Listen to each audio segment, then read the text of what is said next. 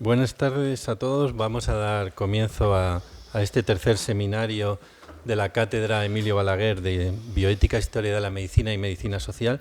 De acuerdo con el programa, la apertura del acto corre a cargo del doctor Rafael Carrasco, gerente del Hospital del Vinalopó. Muchas gracias por venir. Gracias a ti, muy buenas tardes. Bienvenidos a todos, buenas tardes nuevamente. Y como representante del Grupo Rivera y como gerente del Departamento de Salud de Vinalopó, me gustaría trasladarles el orgullo que tengo de estar aquí hoy y en general al poder contribuir al desarrollo de las actividades que la cátedra viene haciendo desde su creación. Hace ya 3 años, si no recuerdo mal, que empezó nuestra colaboración y seguro que estaremos juntos por mucho tiempo. Macario, agradecerte también, como director de la cátedra, el haber contado conmigo para hacer la apertura de este acto, cuyo interés yo creo que todos somos conscientes del que tiene, ¿no? Y que se basa, como habéis visto todos en el programa, pues bueno, se dedica fundamentalmente a ver las implicaciones que en el campo de la bioética pues, se derivan de la modificación, adición o eliminación de genes en el ADN humano, en definitiva de la edición del genoma. Lo que hace algunos años pertenecía al mundo de la ciencia ficción, pues realmente hoy en día pues ya es una realidad. Gracias al descubrimiento de la tecnología CRISPR-Cas9 por parte del doctor Francisco Martínez Mojica y su posterior desarrollo por Jennifer Doudna y Manuel Charpentier, se convirtió en una herramienta que permite realizar finalmente esta edición genética y por lo que fueron reconocidas, como sabéis todos también, con el Premio Nobel de Química en 2020. Existen ya experiencias conocidas, y creo que aquí es donde se centra el quid de la cuestión, en este sentido, ¿no? Entre las que se cuenta la realizada en 2018 por el científico Ji-Yuan Cui, quien, como sabéis, también modificó el genoma de embriones con el fin de obtener seres humanos resistentes a la infección por el VIH. Sabemos todos también que se saltó prácticamente todas las líneas rojas relacionadas con los principios básicos de la ética, dejando de lado incluso el acuerdo internacional sobre la prohibición del uso de esta técnica para fines de mejoramiento, al constituir un mero experimento eugenésico y existir actualmente otras alternativas más eficaces incluso para el abordaje terapéutico y la prevención de la transmisión del VIH. Por otro lado, hay que añadir que no se alcanzó tampoco el objetivo planteado.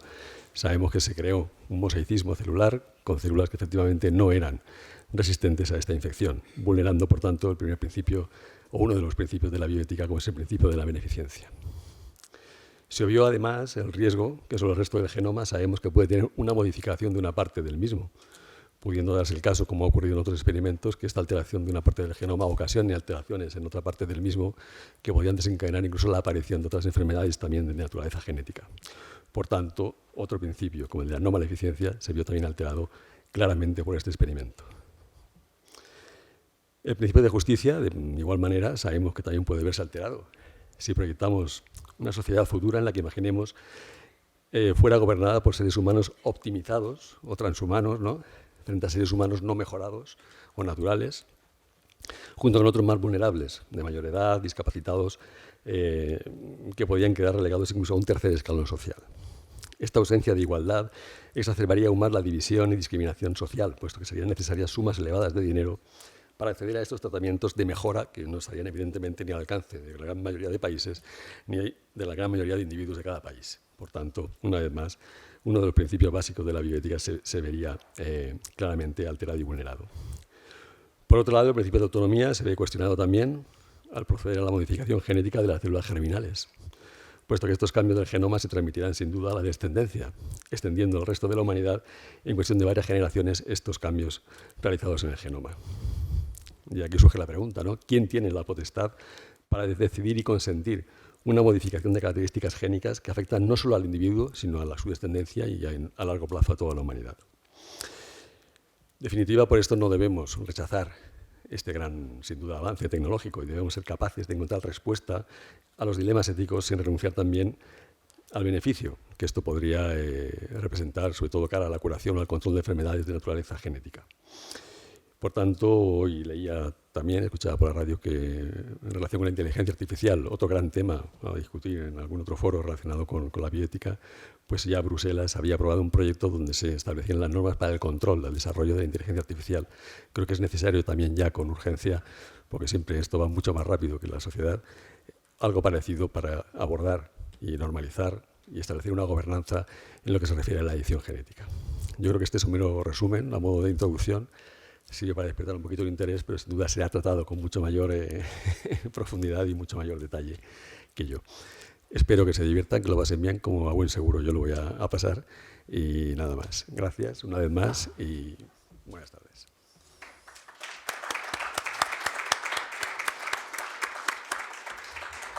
Muchas gracias, Rafael. Bueno, vamos a proceder entonces con las intervenciones. Nos hemos conjurado los ponentes en no ir más allá de 20 minutos cada uno, para que no fuera la cosa demasiado larga y luego hubiera unos minutos también para si alguien tiene interés en hacer alguna pregunta. Vamos a empezar desde las cuestiones fácticas y técnicas, ¿no? Y luego nos moveremos hacia la filosofía y finalmente siento decirles que la última ponencia, la mía, será algo jurídica, ¿no? Pero entonces, si te parece, subes, Sabrina. Sabrina, la primera ponente, Sabrina Rivero Canalejo, es profesora del área de Biología Celular de la Universidad de Sevilla e investigadora del Centro Andaluz de Biología Molecular y Medicina Regenerativa, donde ha desarrollado la mayor parte de su carrera investigadora en el área de la epigenética. Ha realizado estancias de investigación en París, en Nueva York, en Alicante también, Instituto de Neurociencias, en Dublín, y ha publicado diversos artículos en revistas de prestigio internacional. Actualmente dirige una línea de investigación sobre epigenética y discapacidad intelectual. Y el título que nos ha dado para su intervención es Estado actual de la edición genética en seres humanos. Muchísimas gracias por venir, Sabrina, y te cedo la palabra y la mesa. Gracias. Bueno, buenas tardes a todos. Gracias, antes que todo, por la invitación. La verdad que para mí es un privilegio estar aquí hoy en Alicante, en una jornada sobre edición del genoma humano, y es un privilegio estar con vosotros. Como ha dicho Macario, yo soy profesora del área de Biología Celular en la Universidad de Sevilla, y mi intención hoy es hacer una breve descripción sobre las principales tecnologías actualmente disponibles para la edición del genoma humano y sus usos terapéuticos. Si en este momento secuenciáramos y comparásemos la información genética de dos personas cualquiera de esta sala, encontraríamos que aproximadamente el 99,9% de esa información es idéntica. Eso quiere decir que de los 3.000 millones de bases o de letras que contiene cada una de nuestras células, encontraríamos aproximadamente unas 3 millones de diferencias. Esas 3 millones de diferencias son las que determinan, en parte, o son las responsables de nuestros rasgos característicos, de cómo somos, de lo que nos diferencian. Algunas de esas diferencias o variantes genéticas son responsables de que tengamos una mayor susceptibilidad a desarrollar determinadas enfermedades, y algunas de esas variantes genéticas están estrechamente asociadas con la aparición de enfermedades. Enfermedades que denominamos mendelianas o monogénicas porque son debidas a la acción de mutaciones en genes únicos, en un único gen. Estas enfermedades genéticas pueden tratarse a distintos niveles. Es posible, por ejemplo, corregir o tratar una enfermedad genética a través del tratamiento de la corrección del fenotipo clínico. Por ejemplo, sería el caso de la corrección de un labio leporino o de una malformación congénita del corazón. Es posible también tratar una enfermedad genética que genera una disfunción metabólica a través de una restricción dietética. Por ejemplo, evitar el consumo de proteína en niños con fenilcetonuria. Es posible también tratar una enfermedad genética al nivel de la proteína mutante. Por ejemplo, suministrando una proteína deficiente, como sería el caso, por ejemplo, de la insulina en la diabetes o del factor 8 de coagulación en la hemofilia. No obstante, el único tratamiento que realmente puede proporcionar la cura de una enfermedad genética es la modificación genética de las células del individuo, o bien a través de un trasplante de células a partir de un donante sano, o bien a través de la terapia génica, entendida como la manipulación genética de las células de un individuo con fines terapéuticos. En este campo, el descubrimiento y el desarrollo de la tecnología CRISPR-Cas9 ha supuesto una enorme revolución. Mucho de lo que sabemos sobre este sistema es gracias a nuestro investigador español, alicantino, Francisco Mojica. El sistema CRISPR-Cas9 es un sistema natural presente en muchas bacterias que les confiere la capacidad de luchar frente a las infecciones por virus.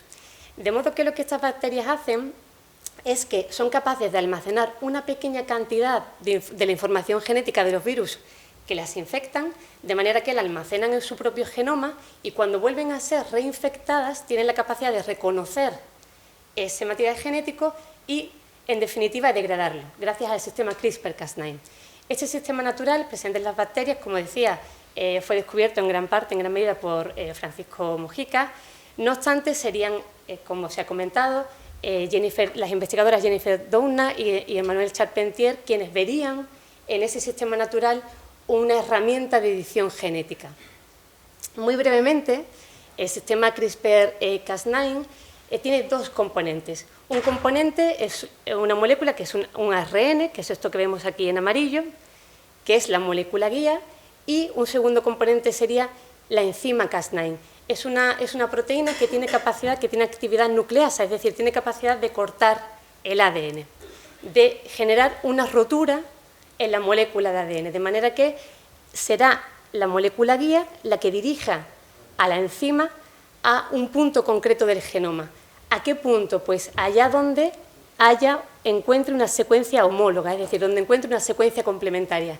¿Eso qué significa? Pues que manipulando la secuencia de esta molécula guía somos capaces de dirigir esta enzima a cualquier punto del genoma. De manera que ahí se va a generar un corte, lo que viene después es parte de nuestras células. Las células tienen distintos mecanismos capaces de reparar estas lesiones que son muy graves para las células, para su supervivencia. El sistema que suele operar es un sistema que lo que va a hacer, en definitiva, es volver a unir los extremos rotos, básicamente. No obstante, se trata de un sistema muy propenso a cometer errores, de manera que aunque la célula va a conseguir restaurar ese cromosoma, restaurar la molécula de ADN, lo va a hacer introduciendo pequeñas modificaciones, o bien añadiendo algunas nuevas letras, o bien eliminando algunas letras. Lo que quiere decir que esto es una herramienta con un enorme potencial para interrumpir genes en la célula. De ahí que la mayoría de los ensayos actuales en los que se utiliza CRISPR se haga con este propósito, con el propósito de interrumpir genes en la célula. Vemos que la gran mayoría utilizan CRISPR como una estrategia de interrupción de genes, básicamente. Este es el caso, por ejemplo, tan conocido de Victoria Gray, que es la primera paciente estadounidense curada gracias al tratamiento con CRISPR. Victoria Gray nació con una enfermedad que es la anemia falciforme, que es una enfermedad monogénica muy prevalente, debido a un único cambio de una única letra en el gen de la beta-globina. De manera que ese único cambio hace que ella, en definitiva, tenga unos glóbulos rojos alterados que no son capaces de atravesar los vasos sanguíneos más estrechos, lo que genera isquemias, crisis de dolor que son muy agudas y que puede ocasionar daños irreparables en los órganos. Pues bien, en el caso de Victoria Gray, la estrategia que se ha utilizado es una estrategia que demuestra cómo es necesario un profundo conocimiento de las bases moleculares subyacentes a cualquier enfermedad para el desarrollo de una terapia con éxito. En este caso, y en contra de lo que a priori se podría pensar de manera intuitiva, la estrategia no consiste en revertir ese único cambio, sino lo que se hace en este caso es, puesto que nosotros sabemos que la hemoglobina cambia su composición a partir del nacimiento, mientras que en la etapa de desarrollo embrionario está formada por hemoglobina fetal, a partir del nacimiento la hemoglobina fetal deja de producirse y es sustituida por la hemoglobina adulta, que es la que contiene la beta-globina defectuosa en estos pacientes. De manera que la estrategia consiste en evitar que se deje de producir la hemoglobina fetal. ¿Y cómo se hace eso? Pues básicamente interrumpiendo el represor. Si interrumpimos el gen que genera represor de la hemoglobina fetal, conseguiremos que en estos pacientes se vuelva a producir esa hemoglobina fetal que va a suplir a su hemoglobina defectuosa. Esa es la estrategia que se ha seguido en el caso de Victoria Gray. Se trata de una terapia ex vivo en la que se extraen las células del paciente, se modifican o se editan en el laboratorio y se vuelven a introducir de nuevo en el paciente. Previamente, este ha tenido que pasar por un tratamiento muy agresivo de quimioterapia. ¿Por qué? Porque es necesario eliminar las células defectuosas del paciente. Ese tratamiento con quimioterapia lo que determina que tenga que pasar varias semanas hospitalizado y lo que en parte, sumado a este procedimiento costoso y difícil de laboratorio, lo que conlleva el alto coste que tiene un tratamiento de este tipo que ronda casi o está por encima de los 2 millones de euros por paciente, lo que lo hace, sin duda alguna, pues difícil acceso, al menos de momento, para todas aquellas personas que lo puedan necesitar. Otro caso en el que se ha utilizado una estrategia muy similar es para el tratamiento de la amiloidosis transtirretina. También es una enfermedad genética causada también por un cambio de una única letra y en este caso lo que genera es que hay una proteína defectuosa que resulta tóxica para la célula. De manera que la estrategia sigue siendo la misma, interrumpir ese gen que va a generar una proteína tóxica para la célula. En este caso, y es uno de los primeros casos actuales en ensayo, se utiliza una terapia in vivo. Lo que quiere decir es que en este caso el sistema de edición se inyecta directamente en el paciente. No es necesario extraer las células, modificarlas en el laboratorio y volverlas a reintroducir. Eso tiene numerosas ventajas y es a lo que se quiere tender a hacer terapia in vivo, pero en contra es menos peligrosa, podemos decir. ¿Por qué? Pues porque básicamente en este caso es muy importante encontrar un vehículo que lleve todo ese sistema de edición genética a las células deseadas y no a otras células del paciente. Esto puede generar respuestas inmunes sistémicas que pueden resultar peligrosas para el paciente. No obstante, como os digo, es la estrategia a la que se quiere llegar porque facilitaría el procedimiento. Por tanto, actualmente más de 200 pacientes están siendo tratados gracias a CRISPR. Tanto pacientes con enfermedades tan diferentes y diversas como la anemia falciforme, la beta-talasemia o distintos tipos de ceguera congénita. Por tanto, es la misma herramienta, la misma estrategia, pero simplemente dirigida a genes diferentes en función de la enfermedad concreta. No obstante, en la mayoría de las enfermedades genéticas el problema o la estrategia a seguir no es tanto interrumpir un gen que genera una proteína defectuosa, sino que son debidas a una pérdida de función de un gen. Por tanto, en esos casos, la estrategia sería poder restaurar la función de ese gen. Eso pasaría por poder hacer modificaciones concretas a nivel del genoma. En esto, CRISPR es muy ineficiente. El sistema CRISPR-Cas9 es muy ineficiente y aunque es posible hacerlo, es un sistema con un enorme potencial para la interrupción de genes, pero no para modificaciones precisas. No obstante, en los últimos 2-3 años, quizá un poco más, se han desarrollado, por parte del laboratorio que dirige el investigador de la Universidad de Harvard, David Liu, 2 nuevas herramientas que utilizan componentes CRISPR como son lo que se conocen como el base editing y el prime editing. Estas 2 nuevas tecnologías tienen la capacidad de introducir cambios muy precisos en el genoma.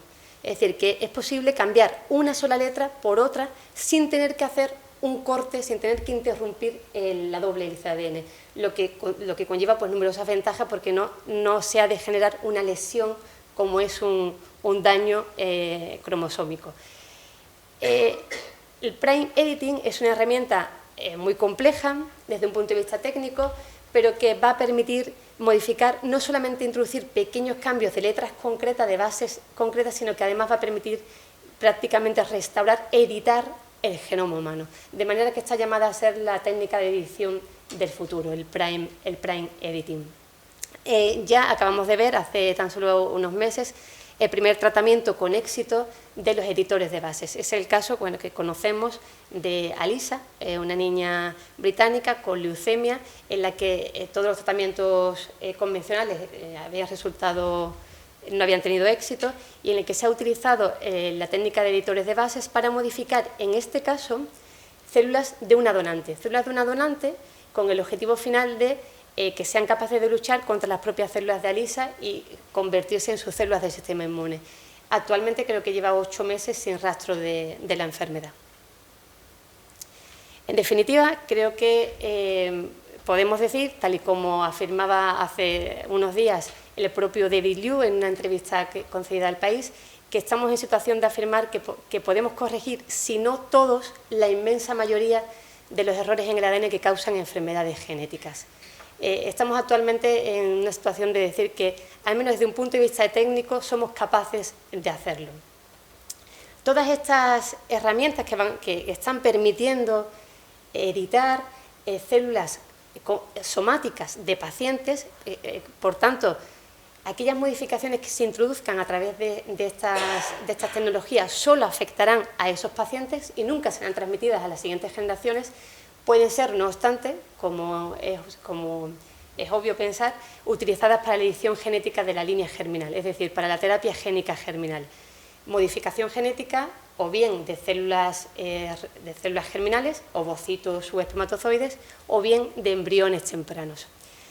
La terapia génica germinal, y de eso nos hablarán luego con más detalle, a pesar de que no existe una regulación específica en muchos países, sí que existía un consenso internacional en contra de su uso, por razones no solamente científicas y médicas, es decir, razones técnicas, realmente, sino también por cuestiones éticas, sociales y morales. No obstante, como también acabamos de oír, en 2018 recibíamos las noticias de que por primera vez se habían editado dos embriones humanos. Básicamente, como acabamos de ver también, el equipo dirigido por el científico chino He Jiankui lo que hizo básicamente fue, con el objetivo de evitar la transmisión o la infección de unos embriones por VIH, reclutó una serie de parejas en las que él era portador del VIH. De manera que llevó a cabo un procedimiento de fecundación in vitro. La única manera de poder editar embriones humanos es a través de la fecundación in vitro, y obtuvo una serie de embriones que editó con el objetivo de generar una variante de este gen, que es el gen que codifica la proteína que el virus del SIDA utiliza para entrar en nuestras células, para infectar las células. De manera que lo que él hizo básicamente fue transformar la variante presente en estos embriones en una variante natural que existe en un pequeño porcentaje de la población y que les confiere de manera natural inmunidad frente al virus del SIDA. De manera que, una vez editados los embriones, y aún a sabiendas de que no consiguió hacerlo de una manera limpia, hubo un mosaicismo, hubo uno de los embriones que era un heterocigoto, lo que quiere decir que editó una de sus copias, pero no la otra copia, de manera que seguía siendo susceptible a la infección. Pues una vez obtenido, los implantó en el útero materno y así nacieron, como sabemos, las niñas que conocemos como Lulu y Nana. Como también se ha dicho, esto no estaba justificado de ninguna manera, y fundamentalmente desde un punto de vista médico, puesto que hay procedimientos mucho más simples, sencillos, baratos y seguros de evitar la transmisión del VIH de un padre a sus hijos simplemente con un lavado seminal. Por tanto, esto tuvo un enorme rechazo de la comunidad científica y ha despertado un debate al que estamos asistiendo actualmente, en el cual hay quien se posiciona a favor del uso de la terapia génica, quien se posiciona digamos, en contra de su uso. En algunos casos, como es el de Tina Rulli, que es profesora de filosofía en la Universidad de California, según su punto de vista, el CRISPR no puede ser visto como una técnica que proporcione la cura de enfermedades genéticas, porque para ello sería necesario previamente generar embriones que tendrían que ser analizados, obviamente, y seleccionados aquellos que tuvieran la enfermedad para su edición y para su posterior implantación y embarazo. Por tanto, según Tina Rulli, el único valor real del uso de CRISPR en la terapia reproductiva sería ayudar a un número muy reducido de parejas que no son capaces de generar embriones sanos. Lo cierto es que estas situaciones las encontraríamos en muy pocos casos, porque tendría que ocurrir que por diversos motivos la pareja no pudiera de ninguna manera generar embriones sanos, de manera que, según Tina Rulli, no estaría justificado debido al bajo número de personas que podrían beneficiarse de este uso terapéutico. No obstante, algunos investigadores que sí que están a favor de la terapia génica ponen el foco de atención en el tratamiento de la infertilidad. Lo cierto es que sabemos que aproximadamente un 1% de los hombres son azoospermicos, quiere decir que no generan esperma. Un 1% de las mujeres a nivel global presentan insuficiencia ovárica prematura. Y también sabemos que aproximadamente la mitad de todos estos casos son debidos a causas genéticas. Por tanto, en este caso, la edición, la modificación genética de células germinales, puesto que en este caso no habría otra opción posible, son las células que hay que modificar, quizá sí podría tener una mayor repercusión para el tratamiento de la infertilidad. De ahí que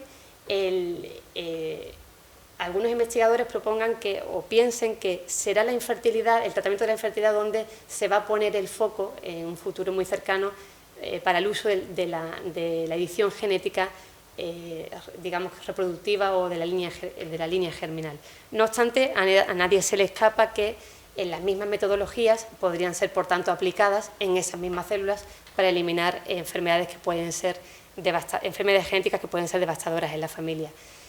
No solo enfermedades, también sería posible, por ejemplo, eliminar variantes genéticas que sabemos que confieren una susceptibilidad.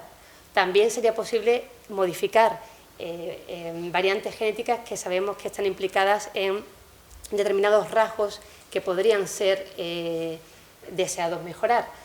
Aquí habría que plantearse si eso sería o no un uso terapéutico, si estaríamos hablando de mejora. ¿Qué es mejora? ¿Qué es lo mejor? Es decir, que se abren muchas preguntas, más preguntas que se abrirán probablemente en el futuro, y al menos yo creo que la manera de encontrar las respuestas adecuadas pasa por la implicación de muchos de nosotros y la organización de jornadas como esta. Por eso mi agradecimiento de nuevo a los organizadores, especialmente al profesor Macario Alemany por la invitación, y gracias a vosotros por vuestra atención.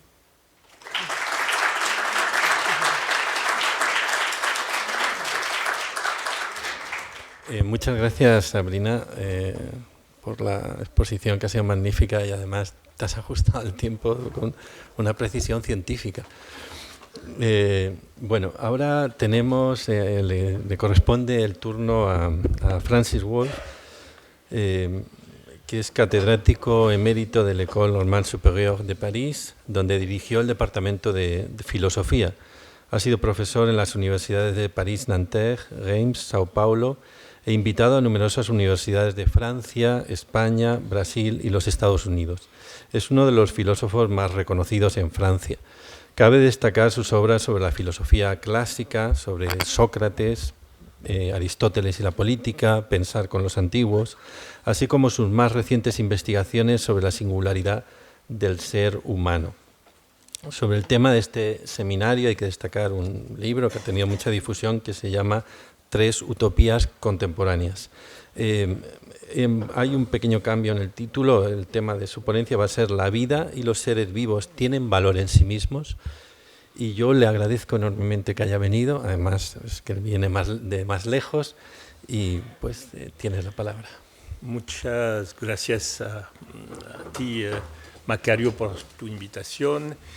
Y finalmente he cambiado el título de mi ponencia. No sé casi nada de biología. Sé un poquito de bios, un poquito de ética, de tal forma que voy a intentar, de un modo un poco megalómano, poner la pregunta que a mi ver es la básica de la bioética. La cuestión es saber qué es la vida y si tiene un valor como tal, la vida y los seres vivos. Para poner un poco de polémica en la discusión. Bueno, hoy en día, bajo la presión de las diversas crisis ecológicas está apareciendo un nuevo eslogan en el vocabulario político y moral. Nosotros los vivos. Este eslogan está sustituyendo gradualmente a nosotros los seres humanos. ¿Qué significa esto? No se trata solo de subrayar el destino común que une a los seres humanos con los demás habitantes de este planeta. Claro, sabemos que sin los productores primarios, que son esencialmente las plantas clorofílicas capaces de hacer la fotosíntesis y crear biomasa, no habría consumidores primarios, herbívoros, ni secundarios, carnívoros, y por consiguiente tampoco seres humanos. La solidaridad de los elementos de la cadena alimentaria es el ABC de la biología. Pero el tema, nosotros los vivos, va mucho más allá de esta constatación. Es un mandato moral. Básicamente significa lo siguiente. Significa que debemos romper con la visión tradicional según la cual el hombre es el único ser con valor intrínseco y que los demás seres vivos solo tienen un valor instrumental, es decir, que no son más que medios para que el hombre satisfaga sus necesidades, sus caprichos o incluso su voluntad de poder, porque esta representación de la naturaleza, dicen, la de las religiones monoteístas, la de la tradición filosófica racionalista occidental, nos ha llevado al borde del abismo. Tenemos que aceptar, dicen, que no somos más que una especie viva entre otras muchas. Sustituir un antropocentrismo deletéreo por un biocentrismo saludable y hacer de lo vivo en general, y no solo de la vida humana, el valor absoluto. Bien, esa es la tesis que voy a criticar. No voy a comentar la eficacia de este mandato, sin duda poderosa. Me limitaré a la cuestión filosófica. ¿Tiene la vida o lo vivo en sí mismo un valor absoluto? ¿O solo la persona humana tiene este privilegio moral, que es la tesis que voy a defender? Bien, ¿qué es la vida? La vida en sí no tiene nada de viviente. Es un proceso ciego que solo tiende a reproducirse infinitamente en detrimento de los seres que atraviesa. Células, individuos, organismos, plantas, animales, especies, etc. La mejor imagen de la vida como tal, de su dinámica indefinida y absurda, es la lucha de las especies vegetales en la selva ecuatorial por la conquista de la luz, o aún más inquietante, la proliferación celular conocida como cáncer. Definida en estos términos, está claro que la vida no es un valor, es moralmente neutra. Por eso hay que proponer otra manera de considerar la vida, ya no desde fuera como un dinamismo ciego, sino desde dentro, por así decirlo, como una fuerza interna a todo ser vivo. Desde este punto de vista, la vida es en efecto un valor. La vida es la finalidad interna de todas las acciones de un ser vivo. Les da sentido, incluso para todos aquellos seres vivos que no son conscientes de ellas, plantas, bacterias, insectos, etc. Seguir vivo, cueste lo que cueste, resistir a la muerte reproduciendo su propia sustancia por metabolismo o reproduciéndose en otro ser vivo similar por generación. Todo organismo utiliza todos los medios posibles para perpetuarse, Así, de esa forma, valora como bueno lo que favorece su vida o la de sus congéneres y como malo lo que les perjudica. Así que no solo hay valor donde hay humanidad, sino que hay valor donde hay vida. Ese es el argumento. Argumento muy fuerte. Pero ese es precisamente el problema, porque lo que favorece la vida de un ser vivo perjudica la vida de otro. Lo demuestra justamente la cadena alimentaria. Por ejemplo, un animal se alimenta de sustancias orgánicas, es decir, plantas o animales. Esto contradice la idea del respeto absoluto a la vida, ya que un animal solo puede vivir absorbiendo o destruyendo seres vivos. Proclamar la igualdad de derecho a la vida de todos los seres vivos es impedirles vivir. Ningún ser vivo puede vivir según la moral del respeto a la vida. La vida es un valor para todas las especies vivas, por tanto, es un valor contradictorio para lo vivo como tal. Tomemos como ejemplo la reciente pandemia. Como toda epidemia ha demostrado que nuestro destino no está en absoluto ligado al de los demás seres vivos, ya que al contrario corremos el riesgo de convertirnos en sus víctimas. La principal amenaza sanitaria para nuestra especie procede de otras formas de vida, como los virus, si son vivos, que es puramente cuestión de definición, pero que se propagan, adaptan y replican ad infinitum como los seres vivos, o como las bacterias verdaderamente mortíferas que transmiten la peste o el cólera. Nuestro destino depende de nuestra capacidad para oponernos a estos seres vivos con antibióticos, como su nombre indica. Así pues, los seres humanos y no los seres vivos en general son los que hay que salvar a toda costa. Y esto no se debe a ningún tipo de antropocentrismo, ni siquiera a una especie de especismo censurable, porque cualquier especie es necesariamente especista, so pena de muerte, sino a que consideramos un deber moral absoluto respetar y salvaguardar toda vida humana. Por supuesto, eso no nos da derecho a utilizar a nuestro antojo a los seres vivos, en particular a los animales, y a tratarlos como meros medios para satisfacer nuestras necesidades. Por ejemplo, utilizar potentes pesticidas que ponen en peligro la población de aves y abejas, o convertir cerdos, terneros o pollos en máquinas de producir carne y excrementos.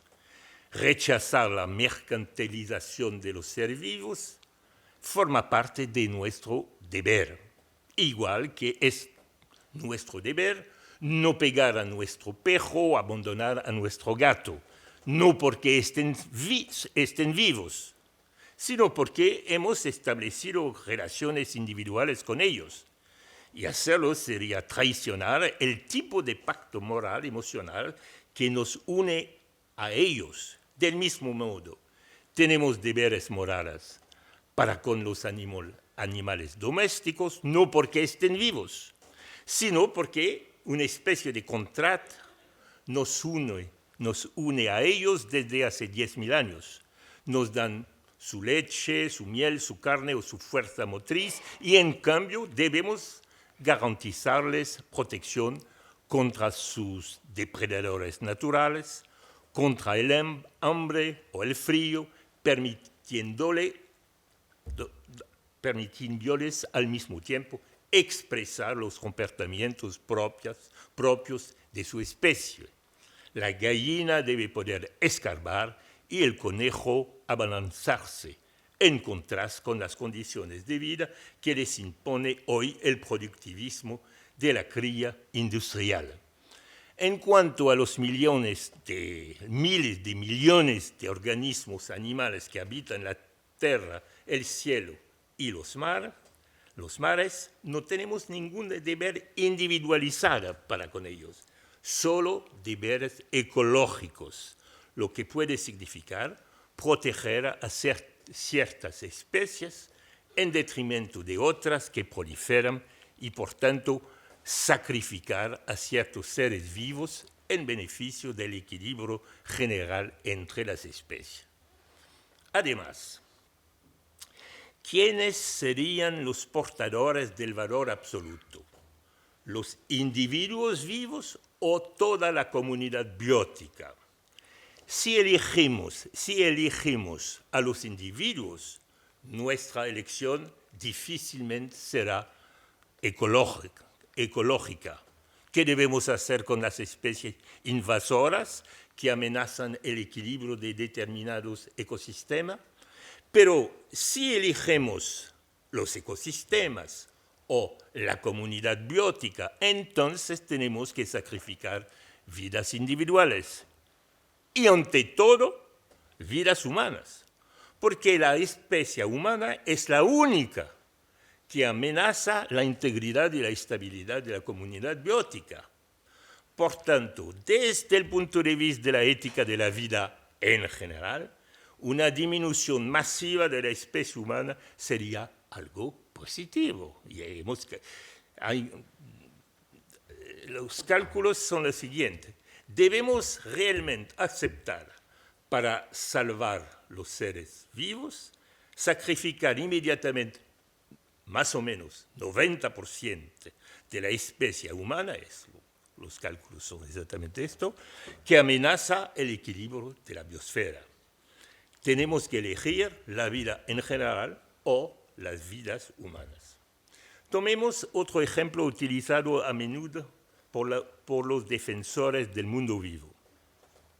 Dicen, la emergencia climática amenaza no solo a la comunidad humana, sino a todas las especies vivas. Por tanto, debemos protegerlas porque tienen el mismo valor que la especie humana. Bien, ¿qué contestar? En efecto, existe una emergencia climática. El cambio climático ya está teniendo consecuencias dramáticas para la parte más expuesta de la humanidad y tendrá consecuencias catastróficas para toda la humanidad en el futuro, con la posible excepción de la parte más rica de la humanidad, que siempre encontrará los medios para protegerse. Pero no existe ninguna amenaza para las demás especies vivas como tales. ¿Por qué? Con el cambio climático, algunas especies desaparecerán, otras proliferarán y otras aparecerán. ¿Será dramático para las que desaparezcan? En absoluto, porque ya no existirán. La única especie para la que esto sería trágico es la humana, la que seguirá existiendo, la que es nuestro deber absoluto garantizar que siga existiendo nuestra humanidad. En efecto, nuestra comunidad moral se extiende no solo en el espacio, a todo el planeta, sino también en el tiempo, a toda la humanidad futura, porque somos la única especie que puede mirar hacia atrás y proyectarse en el futuro, sobreviviendo a través de nuestros descendientes, nuestras obras y nuestras creaciones culturales. Así que, una vez más, es la humanidad y solo la humanidad la que hay que preservar a toda costa del cambio climático. Esto nos disminuye en absoluto nuestra responsabilidad ecológica. Al contrario, la aumenta, ya que depende de nosotros y solo de nosotros garantizar que el planeta siga siendo habitable hoy y a largo plazo para las futuras generaciones humanas. Bien, último argumento del defensor de la vida. Podría buscar un último refugio. Podría acabar concediendo que lo que tiene valor absoluto es la vida humana. Por tanto, en este caso puede corregir su eslogan inicial, diría, nosotros los vivos humanos, pero también se equivocaría. La vida en sentido biológico, aunque sea humana, no tiene valor absoluto, contrariamente a lo que pretende hoy una interpretación reciente del dogma cristiano que ha sustituido la preocupación por la salvación del alma por la conservación de la vida orgánica y declara sagrada a esta última. Contrariamente a la tradición tomista, hace de la interrupción voluntaria del embarazo un mal en sí y de la prolongación de la vida humana un bien en sí. Esto va en detrimento de la libertad y la dignidad de las personas y en particular de la libertad de las mujeres para controlar su propio cuerpo. Así pues, ni siquiera una moral centrada en la vida humana es humanista. Lo que tiene valor absoluto son las personas y a través de ellas la humanidad concebida como comunidad moral. Pues todas las personas, y solo las personas, son moralmente iguales. Los seres vivos, en cambio, son desiguales. Es la condición misma de la vida. Defender el valor absoluto de la vida es arriesgarse a condenar a muerte a todos los seres vivos y a los seres humanos en particular.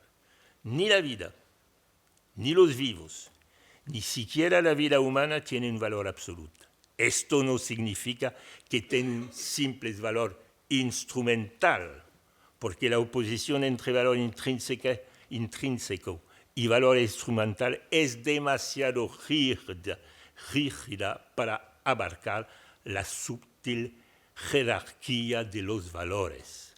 Su valor está subordinado al de los seres humanos.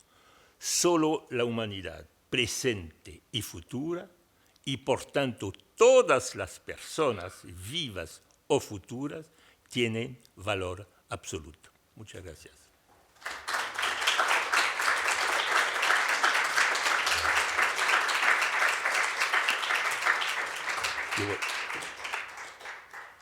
Muchas gracias, Francis.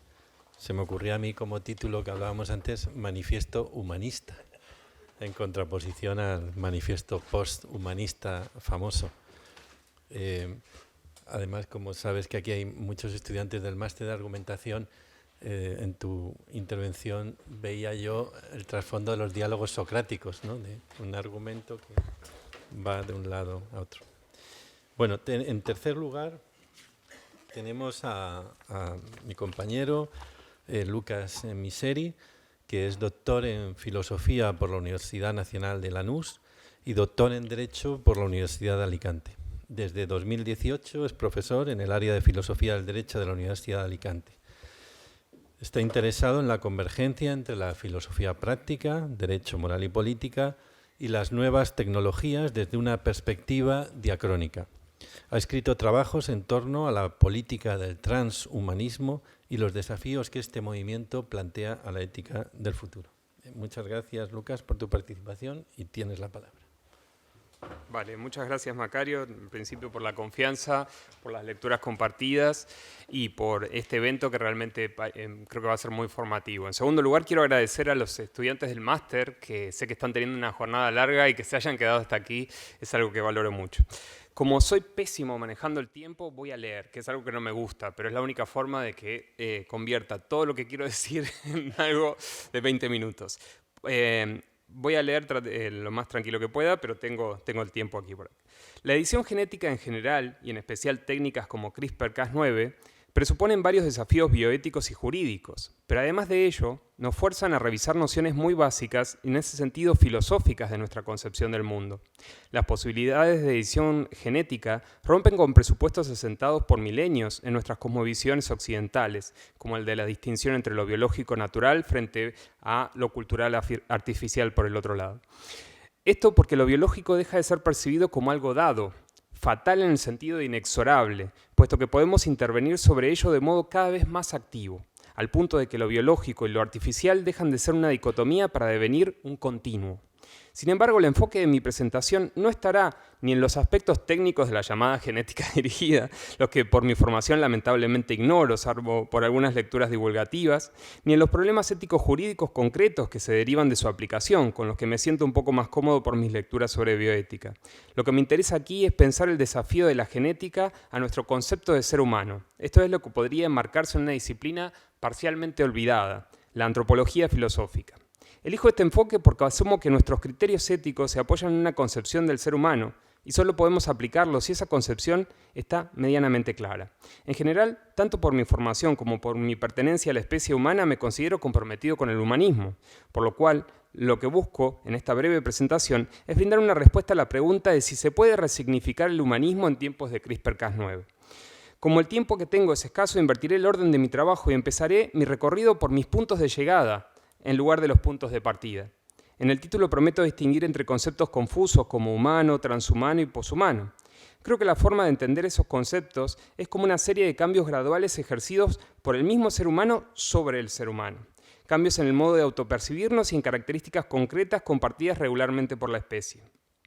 Si con Ortega y Gasset podemos decir que el ser humano es el ser técnico por antonomasia, es decir, aquel que usa lo cultural para suplir lo biológico y adaptar su medio a sí mismo, a sus características, el ser transhumano es aquel que funde lo cultural y lo biológico por medio de las llamadas tecnologías emergentes o NBIC, nanotecnología, biotecnología, informática y ciencias cognitivas, al obtener mejoras cuantitativas sobre las propias características. El ser poshumano sería aquel agente autónomo que se habría independizado en gran medida, si no en su totalidad, del sustrato biológico por medio de mejoras cualitativas. Para un filósofo como Nick Bostrom, un poshumano sería un ser humano reconfigurado por medio de la tecnología para evitar la enfermedad, aumentar la cognición y mantener emociones placenteras, idealmente sin límite. No hay acuerdo sobre si esa reconfiguración se haría en forma de entidades mitad biológicas, mitad cibernéticas, o si se trataría de conciencias subidas a una red eléctrica. Pero asimismo, poshumano se emplea también en el contexto de las humanidades y las ciencias sociales como una visión que considera superado el humanismo y el antropocentrismo, de lo que nos hablaba el profesor Wald. Esta perspectiva es crítica del transhumanismo por su visión de lo poshumano como conciencias desencarnadas. Asimismo, el poshumanismo crítico subraya el aspecto artificial de nuestras concepciones más corrientes en cosmovisiones occidentales. Por ejemplo, la primacía de lo humano sobre lo animal, las distinciones entre los sexos, la dualidad mente-cuerpo, etc. De esa caracterización respondo a la pregunta esta que me interesa, que es cómo pensar el humanismo hoy con estas nuevas técnicas de edición genética. Y sostengo que coincido con Bostrom en que hay una cierta interpretación del transhumanismo que incluiría mejoras como CRISPR, haciéndolas compatibles con el humanismo tradicional, en tanto que conciben a la dignidad humana como asociada a la mejora de la condición humana, tanto para el individuo como para el grupo. Vamos a ver que esto es clave para después. Al mismo tiempo concedo al poshumanismo crítico que la creencia transhumanista en una humanidad posbiológica es desacertada. Creo que ahí hay unos problemas con respecto a la continuidad, problemas de identidad, pero bueno, es para otro espacio. Al mismo tiempo considero que la promesa de la inmortalidad no hace más que reemplazar el lugar ideológico que ocupaba la religión. No obstante, creo que el poshumanismo crítico en su discurso que busca dejar de lado el humanismo y el antropocentrismo rompe la posibilidad de un espacio de valores compartidos y de la comunicación entre distintos seres humanos, en favor de planteos comunitaristas, animistas y meramente identitarios. Si me queda algo de tiempo, aclararé que defiendo un transhumanismo moderado o democrático, socialdemócrata en términos de Manuel Atienza, que en Europa suele ser llamado tecnoprogresismo, porque considera que existen razones morales para justificar no solo el uso de edición genética de modo terapéutico, sino también de modo meliorativo. La justificación de esa postura radica en el humanismo entendido como una perspectiva que pone el énfasis en la comunicación entre seres inteligentes y el cuidado de los sintientes, sobre la base de una idea de dignidad no como objetivo a alcanzar, sino como un umbral de vida bueno. El término humano etimológico, bueno, esto me lo voy a saltear, porque pero básicamente ahí mencionaba la distinción que hace Wolff, que está muy bien, entre, recordarnos a Aristóteles, entre el ser humano como el animal racional que comparte con los dioses la racionalidad y comparte con los animales esa mortalidad, ¿no? Pero bueno, como nos ponía en evidencia el trabajo de Wolff, esa está en cuestión, esa perspectiva, ¿no? El animal racional. Pero lo que me interesa a mí más bien es usar el aparato conceptual de Dworkin, quien distingue entre conceptos criteriales, naturales e interpretativos. Los criteriales, como muchos ya deben saber, son aquellos basados en un criterio relativamente claro, triángulo, calvicie, libro. Cuando el criterio no es compartido, se dan los desacuerdos. Era chiquito de la calzada calvo, si aún tenía un poco de pelo entre las orejas. Los conceptos de clase natural están basados en un hecho de la naturaleza, dice Dworkin. Las clases naturales son cosas que tienen una identidad fija en la naturaleza, como un compuesto químico o una especie animal, por ejemplo, un león, la glucosa. Tanto los conceptos criteriales como los de clase natural se apoyan en la idea de que existe una prueba decisiva para determinar cuándo aplicarlos, con la posibilidad de dejar a un lado casos marginales. Frente a ese tipo de conceptos, Dworkin añade un tercer tipo, el de los conceptos interpretativos. Esto es, aquellos basados en un conjunto de valores a la luz de los que se lo interpreta. Humano incluye al menos dos conceptos centrales. Por un lado, humano como concepto de clase natural, Homo sapiens, especie con unas ciertas características concretas que lo hacen formar parte del orden de los primates, la clase de los mamíferos. Para Aristóteles bastaba con decir que dentro del género de los animales es el que tenía la diferencia específica del logos, con todo lo que eso implica, por ejemplo, inteligencia verbal y capacidad comunicativa. En la actualidad, diversos estudios se esfuerzan en mostrar que los atributos del logo estarían presentes en otras especies, los grandes mamíferos sobre todo. Asimismo, se pone en duda el carácter fijo de nuestras clasificaciones biológicas. Una especie no es algo inmóvil, sino que puede continuar evolucionando. De hecho, los avances en biotecnología nos sitúan frente a la condena sartreana de la libre elección en un campo más amplio, que incluye nuestra propia biología y la de nuestra descendencia. En palabras de Jennifer Doudna, dice, CRISPR nos otorga el poder de alterar radical e irreversiblemente la biosfera en que habitamos, brindándonos el modo de reescribir las moléculas de la vida de la manera que queramos. Fin de cita. El otro concepto de humano que empleamos es el interpretativo, donde atribuimos a la humanidad una serie de virtudes que consideramos parte de ese concepto, como compasión, justicia, valor, sinceridad.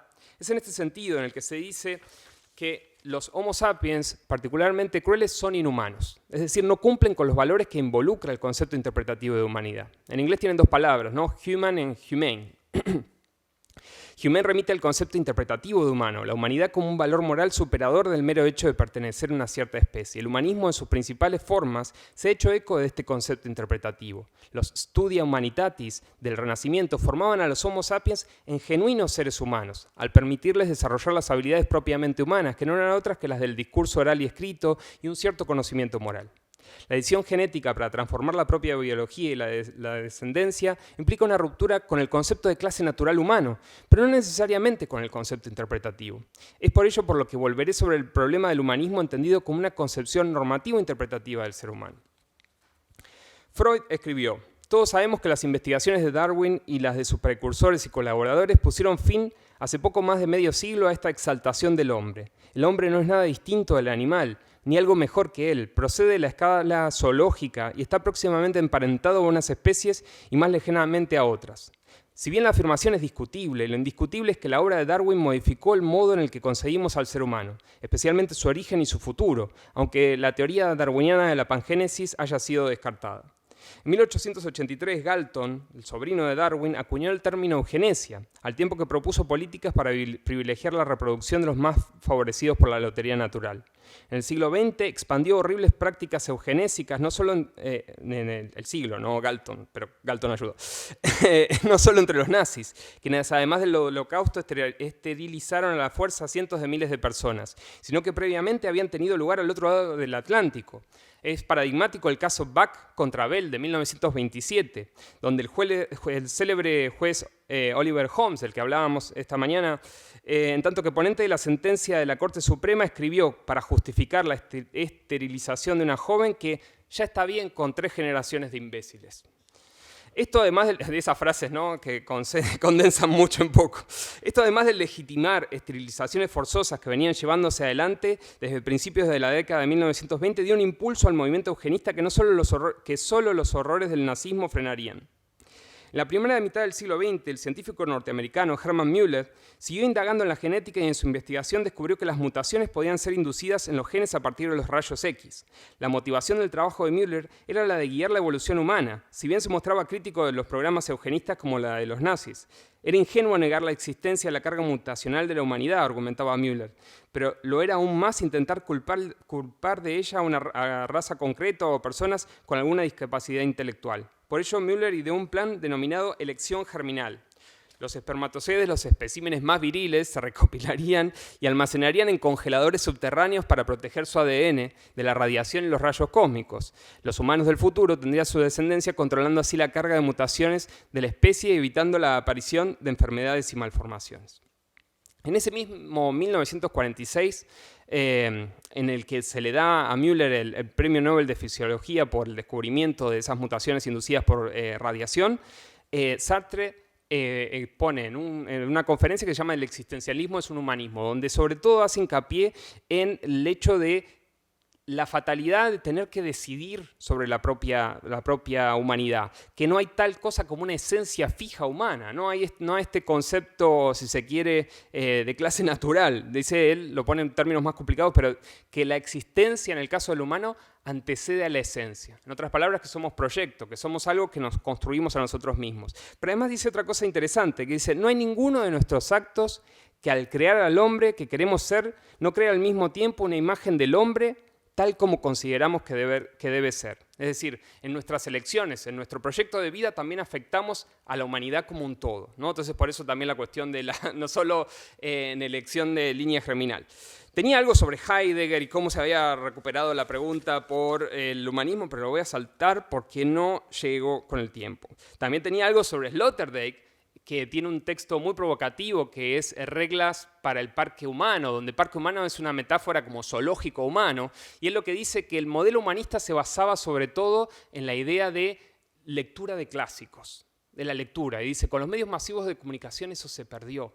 Esos libros que son cartas ya no funcionan, no se forma al ser humano de ese modo. Entonces dice, ¿volvamos a qué? Volvamos a criar como la selección artificial que se hacía, hagamos lo mismo. Y si usamos estas técnicas antropotécnicas, volvamos a mejorar la humanidad, pero no por medio de la educación, lo cual fue muy criticado por Habermas y por muchos otros.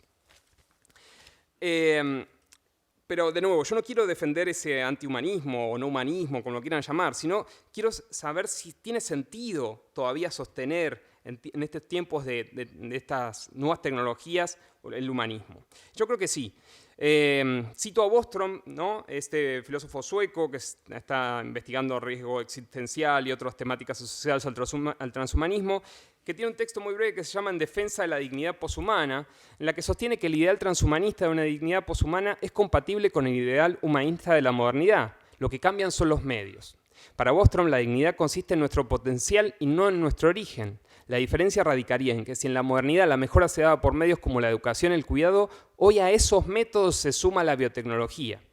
No obstante, mezcla los conceptos nuevamente y dice que en comparación con nuestros antepasados se podría decir que ya somos poshumanos, lo cual ya trae más ruido, ¿no? La selección artificial es algo que acompaña al ser humano desde tiempos inmemoriales. Probablemente sea así como domesticamos a una buena parte de los animales. Desde Platón hasta los autores utópicos de los siglos XVI y XVII se preguntaron: si nos preocupamos tanto de la cría de nuestro ganado, eligiendo los mejores caracteres para que se hereden, ¿por qué no hacerlo con los humanos? ¿No lo hacemos ya no solo mediante la elección de nuestras parejas reproductivas o mediante los controles prenatales hoy de rutina? Dice una de las investigadoras que contribuyó al desarrollo de CRISPR-Cas9, de esta Dauna, ¿no?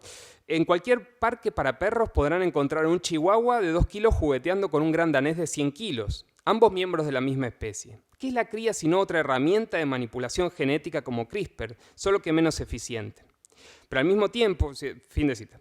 Pero al mismo tiempo, frente al temor de la posibilidad del uso en humanos de esta tecnología, recomienda, junto a Baltimore y otros autores, en 2015, a evitar la edición germinal, crear foros de expertos científicos y bioéticos como este, para discutir, fomentar las prácticas transparentes, establecer grupos globales para seguir reflexionando. Ella dice como que no tiene claro, pero asume que es una tecnología accesible para muchos laboratorios y por tanto peligrosa porque ya se está empleando sin demasiado control.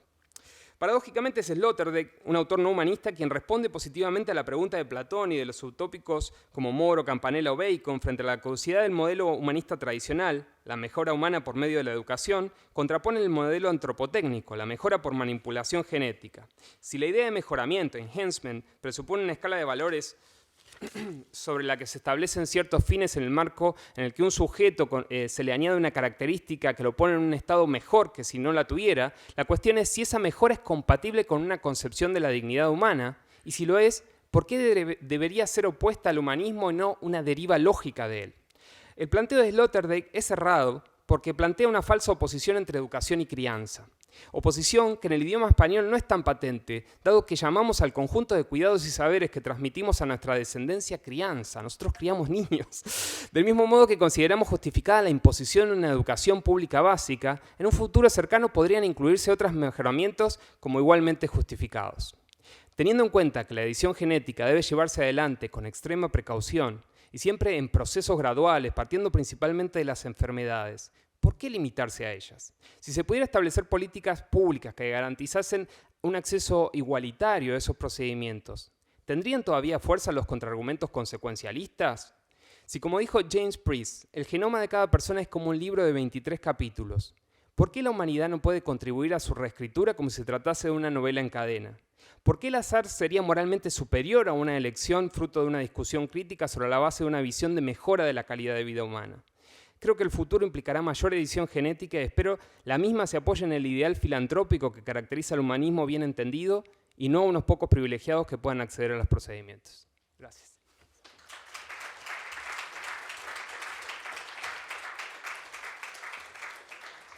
Muchas gracias, Lucas.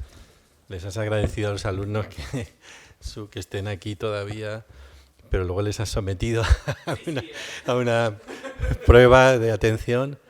Magnífica ponencia también. Bueno, me toca a mí mi participación. Yo también voy a leer más o menos para ajustarme al tiempo. Para los que no me conozcan, pues yo soy Macario Alemany y soy el director de la cátedra Emilio Balaguer de Bioética, Historia de la Medicina y Medicina Social, que, como ha dicho Rafael Carrasco, pues está financiada por el Grupo Rivera Salud. Además, soy profesor del área de Filosofía del Derecho de Alicante y, bueno, pues me he dedicado a temas de bioética desde hace tiempo. Mi tesis doctoral versó sobre el paternalismo jurídico y a partir de ahí fui sacando pues un hilo que era el paternalismo médico y a partir de ahí fui metiéndome en estos asuntos.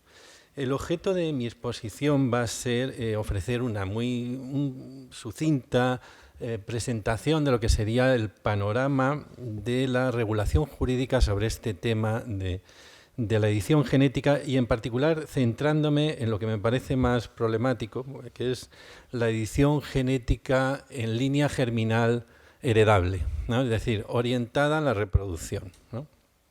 Bueno, Manuel Atienza, en una conferencia que impartió el año pasado en este mismo foro, en la segunda conferencia Emilio Balaguer de Bioética, repasando algunos de los problemas más acuciantes que plantea el poder que se ha adquirido de incidir en el genoma de los seres vivos y en particular de los seres humanos, distingue entre una aproximación ética que llama común y otra que llama radical. De acuerdo con la aproximación ética común, se trata de aplicar el conjunto de los principios de la bioética, sobre los cuales recae un importante consenso, a la solución de los problemas morales que nos plantea la edición genética. Por ejemplo, el problema, sobre el que volveremos más adelante, de si deberíamos permitir la edición genética para eliminar o evitar enfermedades, pero prohibir la que tenga por fin una mejora.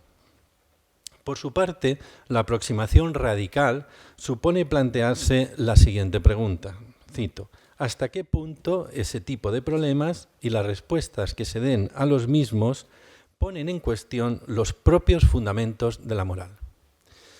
En la versión de Atienza, no me puedo detener en ella, de la bioética, pues la bioética sería un sistema construido por 4 principios primarios y 4 principios secundarios. Los principios primarios son los de autonomía, dignidad, igualdad e información, y los principios secundarios los de paternalismo, utilitarismo restringido, diferencia y secreto. Estos principios secundarios son los que permiten fundamentar excepciones a la aplicación de los principios primarios.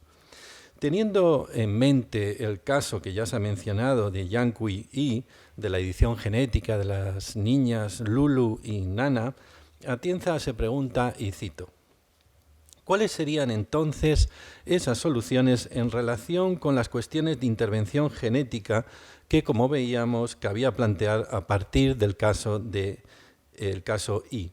Pues bien, continúa Atienza, yo creo, dice, que la aplicación de esos principios, lo que supone un ejercicio de ponderación, nos llevaría a sostener una posición más bien liberal, aunque con ciertos límites. Así, habría que justificar una manipulación genética que, con garantías, evite una enfermedad, sobre todo si es de cierta gravedad, e incluso si eso supone actuar sobre células germinales.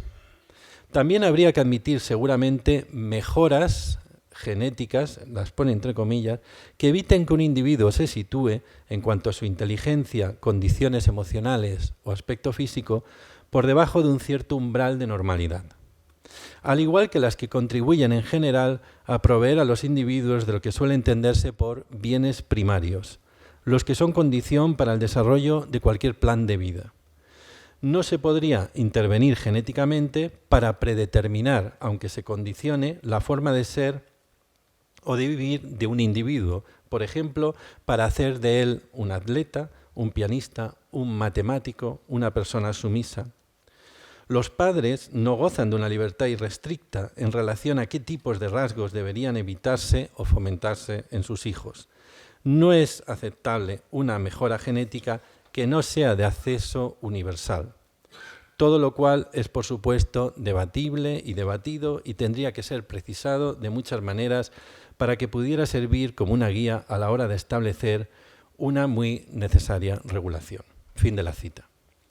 Desde la aproximación ética radical, de acuerdo con Atienza y en línea con la preocupación básica que sobre estas biotecnologías han expresado autores como Habermas o Sandel, sí que existe el riesgo de que la revolución genética, cito, pueda acabar con la concepción de la moral y de la política del mundo moderno y de la Ilustración. Esta concepción descansaría sobre algunos rasgos de la naturaleza humana. Atienza, recordando la defensa de un contenido mínimo de derecho natural que hizo Hart, destaca los rasgos humanos de la igualdad aproximada y la vulnerabilidad. A su juicio, si los beneficios de la edición genética se distribuyen como un servicio más en el mercado capitalista, como ha defendido Nozick, entre otros, es seguro que al cabo de algunas generaciones dejará de haber humanidad, al menos una única humanidad. Estas dos aproximaciones, la de la ética común y la radical, de Atienza, pueden ser rastreadas en el panorama de la regulación de la modificación genética intencional de seres humanos, tanto a nivel global como regional. A nivel global, en 1977, la UNESCO aprobó 2 declaraciones sobre este tema. En la Declaración Universal sobre el Genoma Humano y los Derechos del Hombre, en su artículo 1, se establece que el genoma humano es la base de unidad fundamental de todos los miembros de la familia humana. Y se afirma que, en sentido simbólico, dicho genoma sería un patrimonio de la humanidad. Por su parte, en la Declaración sobre las responsabilidades actuales de las generaciones presentes para con las generaciones futuras, se establece la obligación de las generaciones actuales por asegurar el mantenimiento y perpetuación de la humanidad, prohibiendo los atentados contra la naturaleza o la forma de la vida humana, debiendo proteger el genoma humano. Luego dice por ahí más adelante, y todas otras formas de vida, pero que mete confusión en esto. Lo dice más adelante, sí, pero no en este artículo. Estas declaraciones parecen referirse a lo que Atienza denomina aproximación radical. Ha de tenerse en cuenta que las mismas se hicieron 25 años antes de que la edición genética se considerara siquiera una posibilidad tecnológica. Pero cuando la clonación del primer ser vivo, la oveja Dolly, había puesto de manifiesto que, por decirlo en términos llanos, el aumento del poder genético por parte de los seres humanos entraba en una nueva era. Sin embargo, la revolución CRISPR no creo que haya dejado obsoletas a estas declaraciones, si bien deben ser reinterpretadas. A mi juicio, el derecho a formar parte de la comunidad moral que llamamos humanidad, configurada por los valores de igualdad, dignidad y autonomía, debe tratarse como un derecho inalienable de todos los seres humanos, y en tanto que inalienable, indisponible por sus propios titulares y no susceptible de enajenación por otros. Me interesa, sin embargo, centrarme en la otra aproximación, la de la ética común o cómo se aplican los principios de la bioética a la edición genética de seres humanos en línea germinal heredable. Aquí la regulación muestra una fuerte tendencia a la prohibición. En primer lugar, tenemos el famoso Convenio de Oviedo, también de 1997, cuyo artículo 13 dispone que, cito, únicamente podrá efectuarse una intervención que tenga por objeto modificar el genoma humano por razones preventivas, diagnósticas o terapéuticas y solo cuando no tenga por finalidad la introducción de una modificación en el genoma de la descendencia. Esta norma de prohibición de las intervenciones genéticas en línea germinal se ha mantenido, trasladado a los diversos ordenamientos nacionales firmantes del convenio y en el ámbito regional europeo se ha radicalizado. La Unión Europea no tiene actualmente una regulación jurídica en vigor sobre edición genética de seres vivos. En cuanto a la edición genética de seres humanos, cabría resumir el contenido de diversas declaraciones de la Unión en los siguientes puntos. Primero, solo deben llevarse a cabo aquellas intervenciones con garantías de éxito. Segundo, en todo caso, la edición genética de seres humanos debe limitarse, y aquí hay una triple limitación. 1, a tratar o prevenir enfermedades. 2, que sean serias. Y 3, que no puedan ser tratadas de otra manera. 3, es esencial que haya transparencia, información, publicidad, debate público, registros controlables, etc. 4, se afirma la vinculación entre el objetivo del mejoramiento y el aumento de la desigualdad, y a su vez también del socavamiento de la diversidad. Y 5, se considera que limitar las intervenciones a la protección de la salud, solamente, no mejoramiento, protege los valores de la dignidad humana, identidad, diversidad, igualdad, justicia social y solidaridad. En cuanto a la edición genética de seres vivos no humanos, es importante la sentencia del Tribunal de Justicia, una sentencia del Tribunal de Justicia de la Unión Europea de 25 de julio de 2018. Esta sentencia contestaba a una cuestión prejudicial planteada por el Conseil d'État francés sobre la interpretación de la importante Directiva 2001/18 sobre liberación intencional en el medio ambiente de organismos modificados genéticamente. Según dicha sentencia, que por cierto es bastante interés argumentativo, los organismos modificados genéticamente por mutagénesis, resultado de una edición genética, caerían bajo el ámbito de aplicación de dicha directiva, ¿no? Con el resultado de que es muy difícil, casi imposible, su producción en el ámbito europeo. La sentencia es interesante, como decía, desde el punto de vista argumentativo, dado que la Directiva 2001/18 excluye literalmente la mutagénesis de su ámbito de aplicación, literalmente. Mutagénesis que en aquel momento solo se podía producir por azar, exponiendo los organismos a diversos factores mutagénicos como radiaciones o productos químicos o por hibridación buscada. Para muchos científicos, la edición genética es más segura que estos procedimientos, puesto que evita las mutaciones indeseadas en mucha mayor medida. Sin embargo, el tribunal considera que no es posible determinar con certeza los riesgos de las nuevas técnicas, que estos son similares a los que entraña la transgénesis en la medida en que pueden producir cambios irreversibles y de alcance incontrolable en el ecosistema. Y aplicando el principio de cautela, concluye que cuando el legislador dijo mutagénesis, se refería a mutagénesis de acuerdo con las técnicas convencionales conocidas al momento de la aprobación de la norma.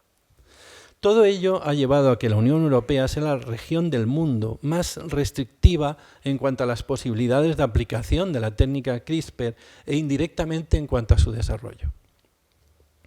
Vinculadas a la edición genética de seres humanos en línea germinal, hay que destacar a dos instituciones globales. El Comité Internacional sobre el Uso Clínico de la Edición del Genoma Humano Germinal, que está integrado por las Academias Norteamericanas de Ciencias y de Medicina junto con la Royal Society, y el Comité Asesor de Expertos de la Organización Mundial de la Salud. Ambos organismos emiten frecuentes declaraciones y con una gran coincidencia de contenidos.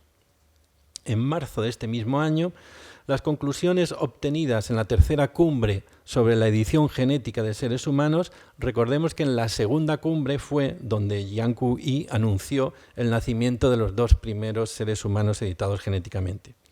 Decía que las conclusiones de esta cumbre pueden resumirse del siguiente modo y son muy representativas del panorama de lo que piensan los científicos al respecto. En cuanto a la edición somática del genoma humano, se destacan los grandes progresos que se han hecho en la técnica. El potencial terapéutico enorme, dicen. Los costes extremadamente altos, que señalaba Sabrina. La necesidad de un compromiso global para favorecer un acceso equitativo a estas terapias y que estas terapias podrían ayudar a los sistemas nacionales de salud a cumplir con sus objetivos. Por todo ello se concluye en la necesidad de una fuerte financiación para investigación y desarrollo. B. En cuanto a la edición germinal del genoma humano, la investigación con embriones humanos no orientada a la reproducción debe continuar. Pero, se dice, no se dan las condiciones para una aceptable edición del genoma humano heredable, orientado a la reproducción. Condiciones de tipo científico-técnico no se dan porque faltan pruebas clínicas de su seguridad y eficacia, y faltan condiciones de otro tipo, ya que no hay regulación legal ni suficiente control público, al tiempo que el debate social y político continúa abierto.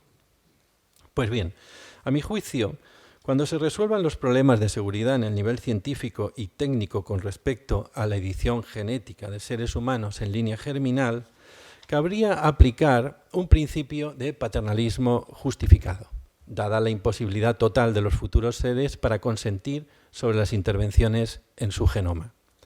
De acuerdo con este principio, y en línea con lo ya señalado por Atienza, estarían justificadas aquellas modificaciones orientadas a la eliminación de mutaciones expresivas de enfermedades monogénicas y la prevención de enfermedades multifactoriales o la reducción de riesgos de la misma. Y algunas intervenciones de refuerzo de capacidades, aquí sigo a mis compañeros Atienza y Miseri, aunque no estoy muy seguro de ello, memoria, inteligencia, fuerza, resistencia, años de vida, en razón de que estarían vinculadas en cierto grado a la protección de bienes primarios o garantía de la satisfacción de necesidades básicas. Pero no estarían justificadas las mejoras orientadas a situar en posiciones competitivas sociales ventajosas, más allá de lo que se acaba de señalar. El alcance y límite de este paternalismo intergeneracional justificado depende de que quepa suponer igualmente que las generaciones futuras darían su consentimiento hipotético a esta intervención deliberada en su genoma. Podemos pensar aquí en una ampliación de la posición original rawlsiana de los descendientes.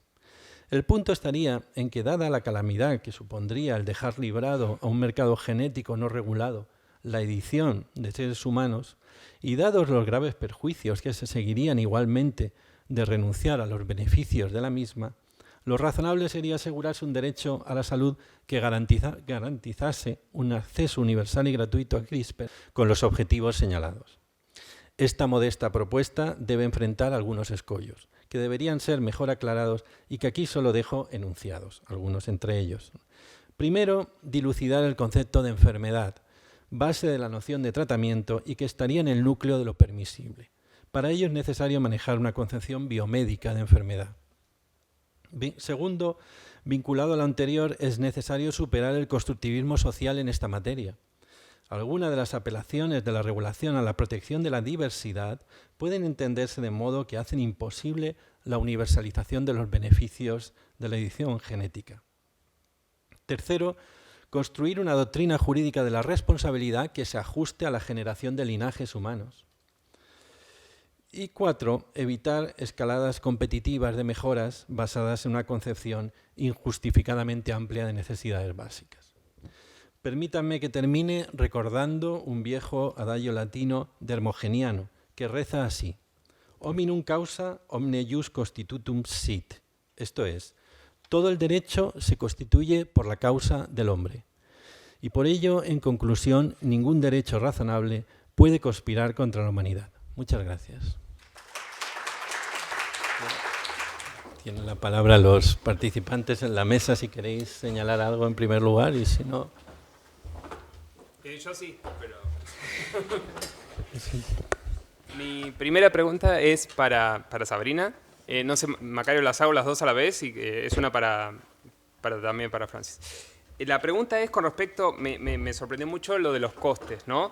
Y la pregunta es, ¿cuál es si conoces la razón de esos costes? Por ejemplo, algún recurso es muy escaso o es algo que es una cuestión de de escalabilidad, ¿no? Que ahora muy pocos lo pueden hacer, pero podrían hacerlo mucho. Yo, por ejemplo, me hice el test de ADN para ver, ¿no? Eso que antes era carísimo, ahora está a 100 euros, ¿no? Entonces, digamos, es una cuestión de este momento, esta coyuntura en particular.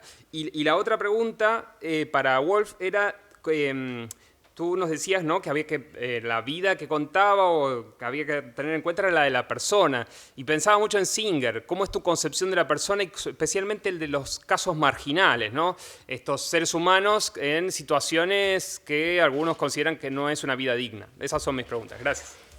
Muy bien. Pues creo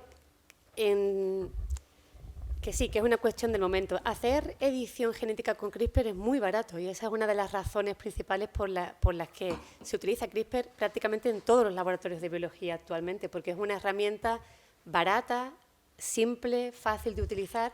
Ahora bien, la terapia génica con CRISPR o con cualquier tecnología es cara porque conlleva una serie de pasos, como el ejemplo claro de Victoria Gray, en el que hay que extraer las células, hay que someterla a un tratamiento de quimioterapia, que significa semanas de estancia hospitalaria. Es decir, que es lo que conlleva más el procedimiento de terapia génica que el uso de la edición genética como tal.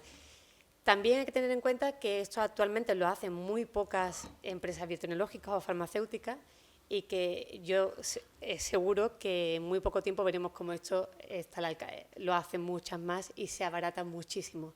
Yo creo que vamos a ver en muy poco tiempo el abaratamiento de los tratamientos con CRISPR en clínica, seguro.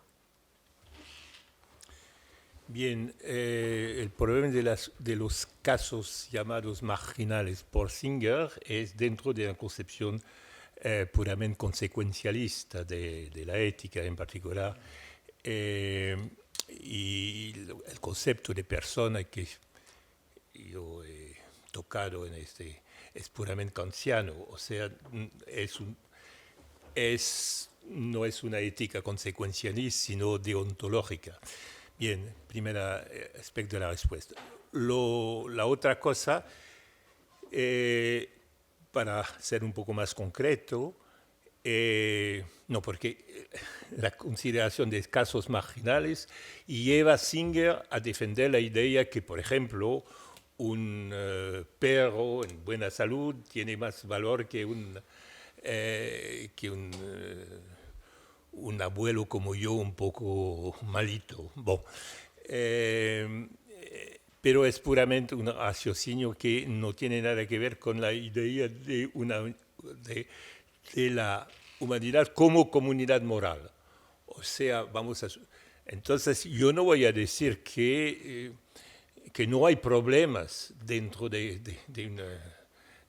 esa concepción más o menos kantiana de la persona, porque obviamente hay casos que son complicados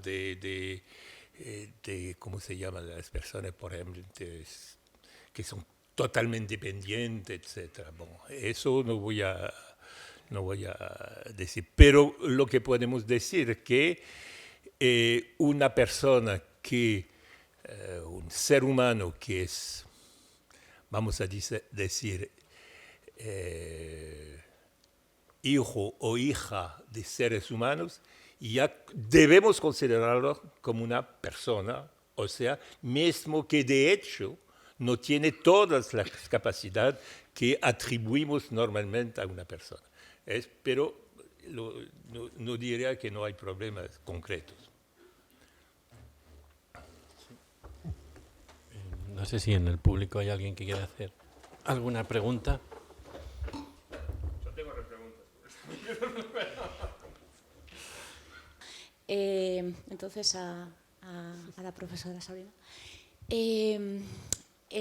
Nos has hablado de la edición génica y nos has contado los dos casos.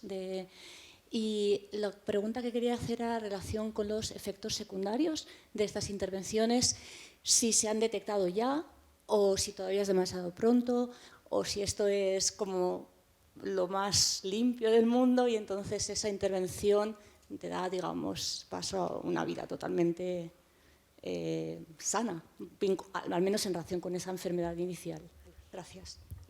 Gracias por la pregunta. En el caso de... Te refieres al caso de Victoria Gray, ¿verdad? Los dos. Vale. En el caso de Victoria Gray, en el que la edición genética se hace en células que previamente se extraen del paciente, obviamente esas células se analizan y solo se seleccionan para reintroducirlas en el paciente aquellas en las que se han asegurado que no ha habido ningún efecto indeseado. O sea que en este caso es una terapia muy segura porque son las propias células del paciente, que esta es la principal ventaja, con lo cual nunca van a conllevar un rechazo, y que se han editado y están editadas solo con la modificación deseada. Por tanto, es una terapia muy segura. No obstante, por ser segura, es también muy cara, difícil de llevar a cabo, costosa, porque es necesario hacer un procedimiento en el laboratorio. Ahora bien, de momento Victoria Gray, creo que su terapia fue en épocas de pandemia, en 2019 creo que se inició, lleva más de 3 años sin ninguna crisis de dolor y sí, completamente, de momento, curada, lleva bastantes años. En el caso de Alisa, es un procedimiento también bastante seguro, de momento. El problema está en que son tratamientos que no son los deseados. Lo deseable sería poder hacerlo a través de terapia in vivo, es decir, introducir la maquinaria de edición genética directamente en el paciente. Esto hasta ahora se ha hecho utilizando como vehículo virus, que son los que realmente saben hacer eso, introducir material genético en nuestras células, básicamente.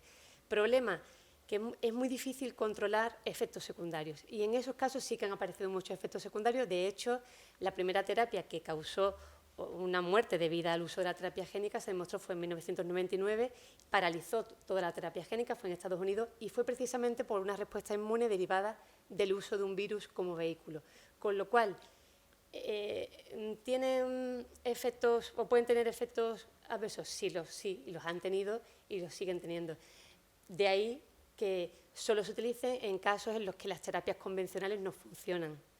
Todos los pacientes que están actualmente en este tipo de terapias son pacientes en los que no se han podido tratar con las terapias convencionales. Sí, una pregunta, Sabrina, también tipo técnico. El Tribunal de Justicia, después de decir esto, que la mutagénesis con CRISPR debía someterse a todos los controles, se encontró con el problema de que parece ser que es indetectable una mutación derivada de edición genética a mutación por azar. ¿Es así? Claro, eso es indetectable. No hay manera. Claro, de hecho, hay una cosa que es importante. Continuamente, cada día, sufrimos miles y miles de mutaciones. Cada uno de nosotros, en cada una de nuestras células, cada día. Son mutaciones azarosas que no son solo debidas a factores externos, como se podría pensar, sino que la mayoría son consecuencias de nuestro propio metabolismo celular. La célula se divide y previamente tiene que copiar su información genética. En ese copiado se equivoca. Por tanto, es el propio metabolismo celular el que genera cambios continuamente. Muchos de esos cambios no tendrán ningún significado para la célula.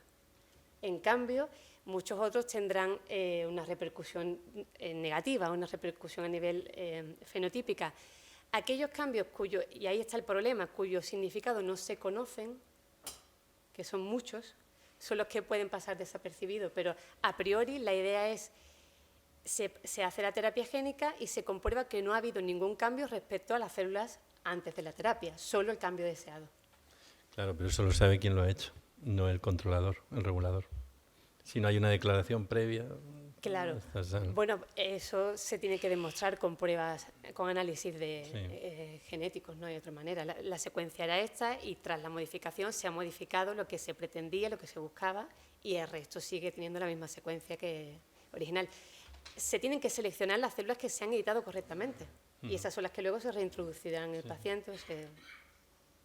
Lucas, ¿tenías una pregunta? No, me preguntaba a partir de la pregunta que te había hecho Sabrina, si al hecho de que fueran tan caros no podría ser un argumento en favor de hacerlo en línea germinal. Como es tan caro, mejor que se herede, ¿no? Sí, claro. Pues sí. No, porque parecía que había consenso de que no... Hay una cosa es más fácil, además, ¿no? Es más fácil porque el embrión es, digamos que es un entorno, digamos que muy bueno para el tratamiento de la terapia génica. No solamente el embrión, sino se sabe que durante el desarrollo embrionario, y de ahí que cada vez se hagan más intervenciones en mujeres embarazadas, en el feto, porque se sabe que es un ambiente privilegiado inmunológicamente y que tiene una serie de ventajas.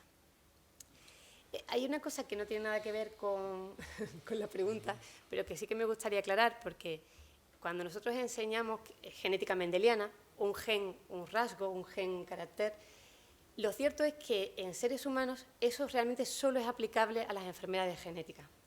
Lo que quiere decir que no hay ningún rasgo normal, no patológico, que esté determinado por un solo gen. Lo que quiere decir que características complejas como pueden ser la inteligencia,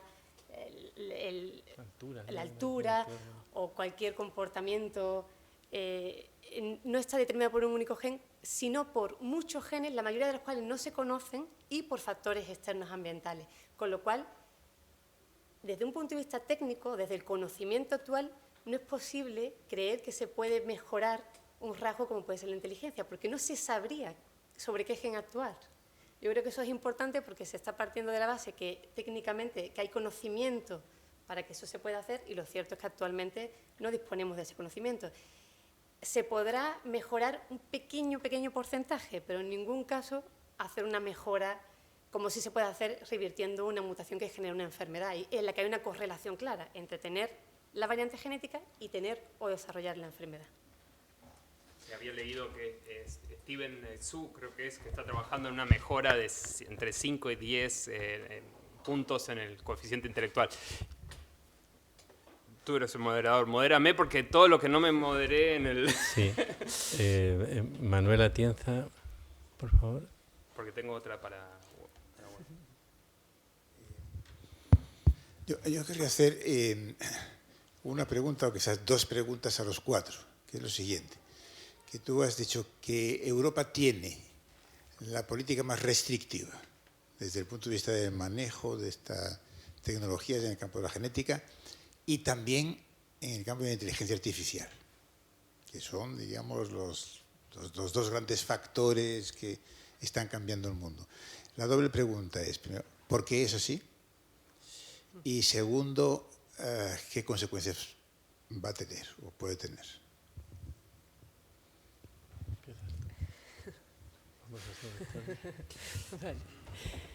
Vale. Respecto por qué es así, la verdad que no sabría, pero respecto a qué consecuencias ya lo estamos viendo. Por ejemplo, en agricultura, mientras que en Estados Unidos se puede mejorar cualquier cepa en un día y medio, aquí, por ejemplo, en Almería, siguen cruzando plantas y esperando generación tras generación para ver si el azar y la hibridación consiguen. Es decir, que aquí lo estamos viendo. Va a haber una diferencia obvia porque es una cuestión de tiempo, claramente. Aquí se está permitiendo que la mutación llegue por azar o inducida con agentes mutágenos como las radiaciones, etcétera, mientras que en otros sitios se está introduciendo el cambio deseado, que es lo que aquí se busca con tiempo, básicamente. Respecto a por qué en Europa es más restrictiva, la verdad que no lo sé, pero yo entiendo que al final quien tenga la necesidad de un tratamiento de una terapia génica basada en CRISPR para la cura de un hijo, si no puede hacerlo aquí, pues irá a hacerlo donde se pueda, o al menos lo intentará quien pueda hacerlo, y eso generará obviamente pues más desigualdad, supongo. He respondido primero a la segunda que a la primera. Sí, bueno, yo creo que hay una confluencia de dos factores. Uno es, digamos, que deja bien a Europa, el otro no tanto, ¿no? Me parece que en Europa hay una preocupación genuina también por la regulación de acuerdo con ciertos valores. O sea, sí que hay regulación de acuerdo a ciertos valores. O sea, creo que eso es genuino y que, por ejemplo, con respecto al problema chino, ¿no? Hay un contraste entre asumir una biopolítica utilitarista y el tema europeo. Y también, evidentemente, cuando te pones a mirar con detalle todo el asunto de los organismos modificados genéticamente, hay cuestiones políticas de intereses de países concretos que protegen sus sectores agrícolas, etcétera, y que pues eso ha introducido ahí un elemento que distorsiona, ¿no? Esta Europa con muchas voces y donde algunos se han sentido pues amenazado por la industria de transgénicos norteamericana, etcétera, y eso también está teniendo un impacto en el tema de CRISPR. De la inteligencia artificial no me he metido, no sabría decir. Y las consecuencias, todos los científicos lo dicen, el capital salta, o sea, esto huye, pero vamos, recientemente un científico que había hecho un avance ahí en un producto agrícola, etcétera, inmediatamente se va a Estados Unidos, pero inmediatamente, o sea, se van a Estados Unidos. Cuando hablas de Europa, hablas de la Unión Europea, no de la Europa.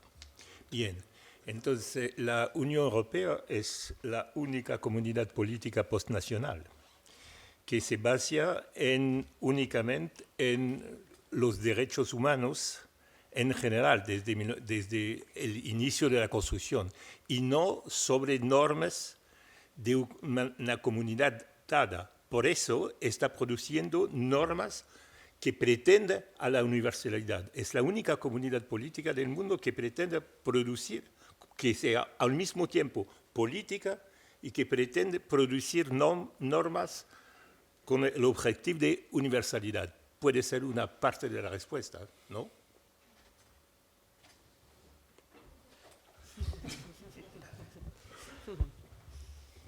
Me parece muy interesante la pregunta y le estoy dando vueltas porque no sé si se puede responder así, pero se me ocurre una cosa, el por qué es así, por qué es tan restrictiva, por la historia reciente, ¿no? O sea, y sobre todo el rol que juega Alemania en la Unión Europea y el rol que juega Alemania, o sea, hoy no quise enumerar, pero las políticas eugenistas, digamos, hay palabras, de hecho este debate de Sloterdijk, un poco lo que te traía era eso, ¿no? Plantear alguna cosa con una experimentación en humanos, hay es una prohibición, la gente quitándose las vestiduras porque digamos, las heridas son muy recientes, ¿no? Aunque el resto de los países del mundo hayan hecho cosas también muy criticables, digamos, la herida a nivel mundial está más abierta, me parece. Uno piensa en eugenesia en su peor sentido y es el argumento ad Hitlerum, ¿no? Entonces, esa me parece que es parte de las razones por qué ese exceso en este problema en particular. ¿Y cuál sería la consecuencia? La que se me ocurre, la más simple, es llegar más tarde. Llegar más tarde. Y eso tiene una cosa mala y una cosa buena. Una cosa mala es Europa pierde su liderazgo mundial en muchos aspectos, y especialmente la inteligencia artificial creo que ya lo perdió, pero bueno. Pero tiene una cosa buena de una forma, digamos, que podríamos decir comunitarista de pensarlo, que es los errores en los experimentos, los riesgos, las vidas pagadas serán de China, serán de Estados Unidos, y cuando ya esté todo bien consolidado y sea más seguro, se aplicará aquí. Parece que esa es la consecuencia, digamos. Para Europa es eso. No sé, no suena muy moral, pero me parece que es uno de los escenarios posibles y de este retraso precautorio, ¿no? Había un par de palabras pedidas. Por favor, si podéis pasar el micrófono. Breves, tenemos 10 minutos, no. Muchísimas gracias. Doctora, una pregunta muy particular. ¿Hasta qué etapa del desarrollo embrionario se aplicarían los procedimientos que usted nos planteaba en el tema del discurso? Me queda un poco esa duda porque finalmente sé que está como entendí, ¿no? Que está como en etapa científica de identificar algunas enfermedades, en qué momento se identifica la enfermedad para aplicar el método y hasta qué etapa de ese desarrollo del embrión se puede desarrollar como esa práctica, si en el primer trimestre, el primer mes, me queda como esa duda. Muchas gracias. Gracias por la pregunta. Lo ideal sería poder hacerlo cuando el embrión, cuando es un cigoto, cuando tiene una única célula. Sería lo más fácil desde un punto de vista técnico, lo más seguro, lo más eficaz. Eso no sería posible. No, ¿por qué? Pues porque básicamente es necesario primero generar el embrión, analizarlo previamente y posteriormente editarlo. Lo que se suele hacer, o lo que entiendo que se hace, es esperar 2-3 días, cuando el embrión cuenta con unas 8 células aproximadamente. Cuando tiene 8 células se extrae una, que es la que se analiza, el embrión mientras se conserva congelado, y a partir de ahí es cuando se haría la modificación genética, que se debe de hacer en todas y cada una de las células del embrión. Es decir, que si cuenta con 7 células, tiene que hacerse en esas 7 células. ¿Cuál es el problema? Que nunca se podrán analizar esas 7 células si se han modificado correctamente, porque eso supondría que el embrión desapareciera, claro. Entonces, lo que se hará posteriormente es permitir que crezca un poco más y se analizarán un conjunto pequeño de células. Pero en ningún caso nunca se podrá analizar el embrión completo. Lo que se hace es que se permite que crezca un poco más en la placa de Petri, posteriormente se implanta. Se tiene que implantar antes de las 2 semanas, que es cuando ocurre de manera natural la implantación, y a partir de ahí se harán diversos estudios de un conjunto, una pequeña población de células. Es decir, que nunca realmente se podrá estar seguro que se han editado todas las células del embrión y que todas se han editado correctamente, porque nunca se podrán analizar todas las células, obviamente. Pero eso se debe hacer en etapas muy tempranas del desarrollo embrionario, los primeros días de desarrollo embrionario. Muchas gracias, Sabrina. Sí, 2 palabras y ya. Aquí, allí y luego. Gracias, ¿qué tal? La pregunta es en general, al que quiera responder, y es una pregunta un poco hipotética con relación al tema de las mejoras. Supongamos que el ejército de Estados Unidos hace muchos años tuvo ya digamos, en el desarrollo durante muchos años. Hoy ya tiene la posibilidad de hacer estas mejoras genéticas que nos decía la doctora que, digamos, en inteligencia o superfuerza, etcétera, actualmente no son posibles. Como tenemos el avance de la tecnología, es muy probable que pronto sean posibles, ¿no? Tenemos muchos ejemplos. En ese caso hipotético, ¿cuál sería su postura, digamos, aterrizando un poco la pregunta en cuestión militar, ¿no? En esta mejora genética en soldados, literalmente? Si los consultaran a ustedes el día de hoy diciendo ya tenemos estas mejoras, ya tenemos un grupo de soldados, ¿qué debemos hacer para que no se salga de control? Digamos, ¿cuál sería su consejo? Yo me le animo, ¿eh? Mientras van precalentando. Siempre que pasa que se desarrolla una tecnología, muchas veces el primer uso es el militar. Y me acuerdo que cuando a mí me apasionaban estos problemas así relacionados al transhumanismo, siempre me imaginaba, no, porque los ricos se van a mejorar, no sé qué. Y alguien planteó en una charla TED, no, puede que mejoren a los pobres para que no necesiten dormir para trabajar, ¿no? Bueno, puede ser algo así, ¿no? Que necesiten dormir menos, entonces tienes un militar, por ejemplo, los Marines tienen que, no sé, un sistema que les permite dormir menos de 4 horas y estar activos y fuertes. Bueno, si eso se pudiera hacer genéticamente, tú me dirás si estoy diciendo una estupidez, pero si se pudiera hacer, probablemente ya está hecho. Y eso que va a generar una desigualdad muy grande, pero claro, siempre y cuando se llegue a ese conflicto armado. Yo creo que ese tipo de prácticas en los criterios que daba Macario implican instrumentalizar a la persona y no necesariamente con algo positivo. Yo creo que mejora, lo que malamente traté de expresar es que la idea de mejora implica un valor, una valoración, un ideal. Entonces, claro, ¿en qué sentido eso es una mejora? Me parece que hay algo valorativo ahí que no está. Por lo cual habría que tratar de restringirlo, pero que se va a hacer y probablemente ya se esté haciendo. Gracias. Bueno, Jennifer Doudna, la principal preocupación que dice tener ahora es trabajar con el Pentágono, pero más bien en herramientas de defensa biológica contra no soldados grandes, sino muy pequeñitos, es decir, contra virus diseñados genéticamente que pudieran desatar. Pero esa es una preocupación genuina que ella tiene, porque y claro, el genio está fuera de la botella y entonces hay que ver ahí. Pero vamos, no tengo mucho más que decir sobre esto, pero que el problema es tan real y está tan planteado como que la principal diseñadora de la técnica sostiene esto, que es su principal preocupación. ¿Quieres decir, añadir algo? Bueno, desde mi punto de vista yo creo que soy bastante más restrictiva de lo que he oído. Yo creo que en principio solo se tendría que poder aplicar con fines terapéuticos. Esa es mi idea, al menos de momento. Muy bien, y la última palabra, Yoval. Gracias, buenas noches. Bueno, agradezco la ilustrativo seminario que se nos está dando y tengo dos preguntas, una para la doctora Sabrina y otra que a mí la pueden responder indistintamente o conjuntamente el profesor Lucas y el profesor Macario. La primera pregunta, profesora Sabrina, es respecto al experimento del investigador Ji Hyun-ki y también respecto a Lulu y Nana. Al haberse practicado, entiendo yo, salvo que esté equivocado, esta técnica sobre embriones en estado embrionario para que pues ellas no puedan contagiarse del SIDA, entiendo que esto le ha llevado a que esa afectación o esa afectación de su genoma también viene en línea germinal. O sea, la descendencia que ellas puedan tener le va a afectar a sus hijos.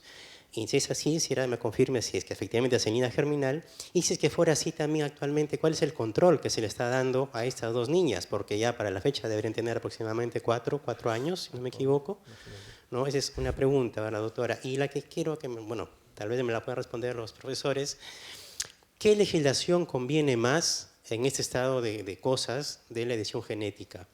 Si hablaríamos de una legislación nacional, o sea que cada país establezca una legislación en los términos que fuere, prohibitiva, regulativa, mixta, o como fuere, o si convendría más una legislación comunitaria en función de la experiencia que tenemos con la clonación humana, toda vez de que, como bien se sabe, la clonación humana es una técnica que está prohibida en casi todos los países, digo casi porque pues, ya hay legislación al respecto. Sin embargo, hay lugares, países donde no se lleva a cabo, donde no se prohíbe. Y parto a partir de experiencias que se dieron en la década del año 2000 a 2010.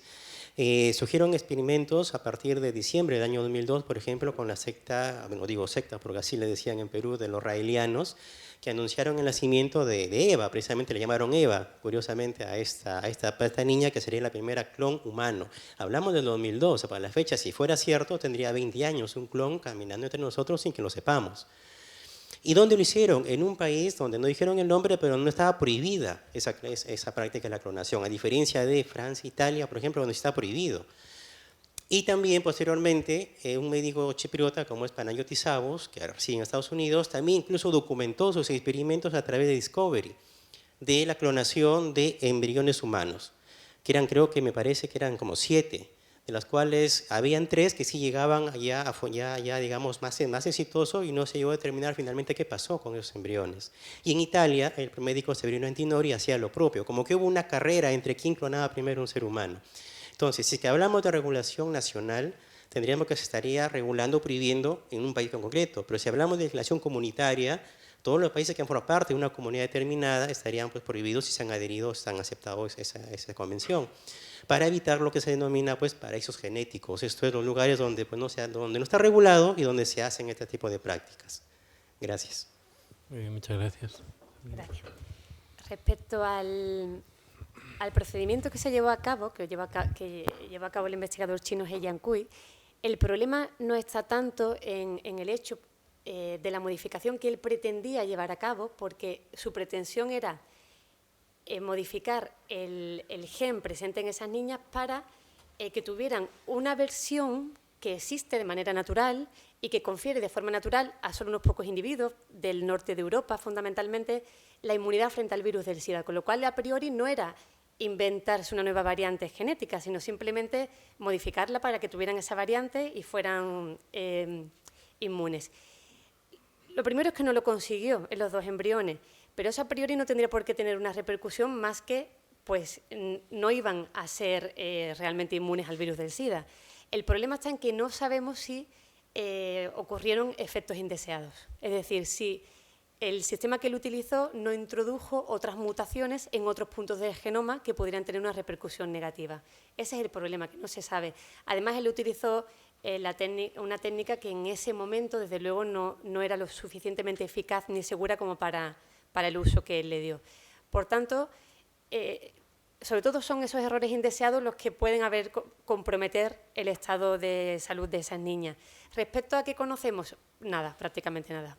Es decir, no sabemos nada porque no ha trascendido la evolución. Sí sabemos que nacieron sanas a priori, pero no se sabe nada, al menos yo no sé, de la evolución de las niñas. Sí, bueno, tu pregunta yo creo que tú mismo te la respondes, es decir, solamente con una regulación global eficaz habría garantía de que el proceso vaya por las vías éticamente justificables que queremos, etcétera.